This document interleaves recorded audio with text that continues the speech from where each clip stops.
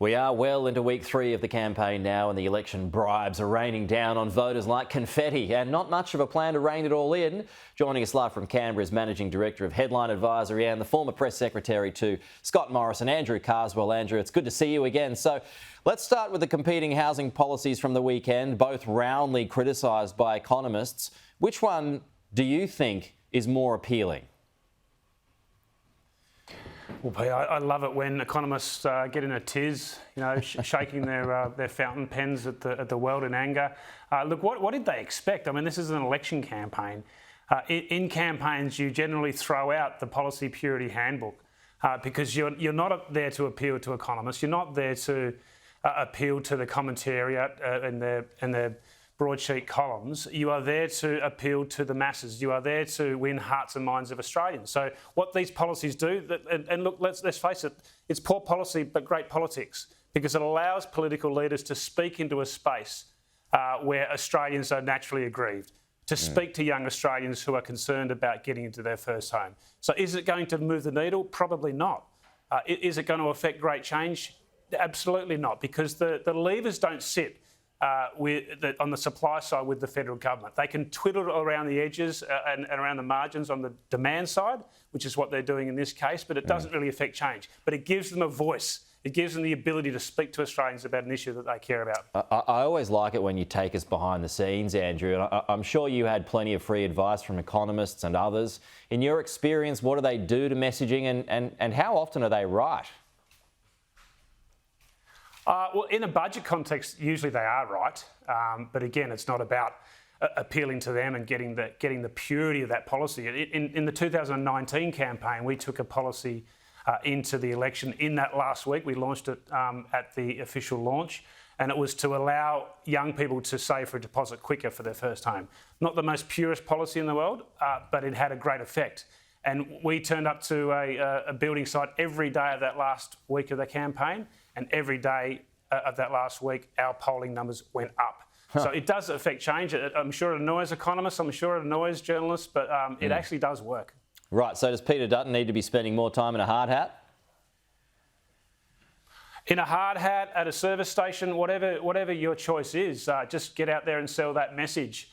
They've got a pretty easy message to sell: lower petrol prices, lower power bills, lower taxes, and more Australians into homes. It's a pretty good message to sell, particularly in that last week. I point him out because it's been a bad poll today, a couple of bad ones now for the Libs. It was unthinkable a few weeks ago that Labor could get in with a majority government. We'll see what happens this time, but what seems to be resonating for them, or what isn't resonating for the coalition in your view? Well, I think they're well short of majority at this stage, and the numbers kind of prove that. They're stuck at about 33% in terms of their primary, and that seems to be their ceiling. Resolve puts it at 32 today. So we've seen the coalition primary come off quite substantially. From November last year, it was 40. Now it sits about 35 on News Poll. But the vast majority of that support that's come off coalition has not gone to the Labor Party. They have failed to pick up that loss that the coalition experienced, and that loss is being sprayed everywhere. It's being sprayed on the left towards Teals and Independents that have bolstered their position. It's spraying to the right to Clive Palmer and One Nation. But Labor just aren't picking that up, so it doesn't give them the confidence heading in the last 3 weeks that they can get to majority government. Yeah. I think that there's a large proportion of people that flirted with the coalition and are still kind of trying to work out whether they see Peter Dutton as a leader. But I think generally where we're at the moment, there's a lot of people that are, they're angry and they're frustrated at Anthony Albanese, but that anger and frustration is not strong enough to overcome some of their concerns they have with Peter Dutton and the coalition. Yeah, interesting. All good points. And just further to this, it's led to questions about eventual succession for Anthony Albanese, but maybe no place for Tanya Plibersek on the front bench, Andrew, with that awkward air kiss that we saw on the weekend. Have you got a thought on that and what you saw and what might be going on behind the scenes?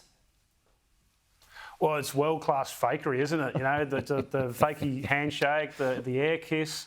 It's all a little bit unbecoming, isn't it? But it's real. And I know they like to go on breakfast TV and on your program as well and say that that all is well and we're all friends and, we have neighbouring electorates. Well, guess who had neighbouring electorates in Sydney? Malcolm Turnbull and Tony Abbott. Yeah, a little bit of water in between, but neighbouring. They didn't quite get on it either. So, look, let's just be real. They don't like each other. And they haven't liked each other for a long period of time, ever since Tanya Plibersek backed Bill Shorten in the leadership contest for the Labor Party. And, and Anthony Albanese responded in kind by snatching away her education portfolio, which she loved. But it goes two ways as well. I mean, a lot of people like to point at Anthony Albanese about, getting revenge. But, Tanya Plibersek has been a thorn in Anthony Albanese's side as well for the last 3 years. She tried to reintroduce the dead, buried and cremated nature positive reforms earlier this year, and Anthony Albanese had to embarrassingly knock it back and cop a rebuke from Western Australia in the process. If it was up to Tanya Plibersek, we wouldn't have a salmon industry in Tasmania. She was going to put restrictions on there that would lead to the industry in demise and the loss of 5,000 jobs. Anthony Albanese had to step in. And you've got the current situation in Western Australia where she's sitting on the approval of the Northwest Shelf gas project. And not just the extension of that project, just the extension of the current infrastructure. She's sitting on that and it's costing Anthony Albanese votes. So it takes two to tango. It does. Andrew, good to chat again. We'll see you next week and see where things are at on week 4 of the campaign. Good to see you, though.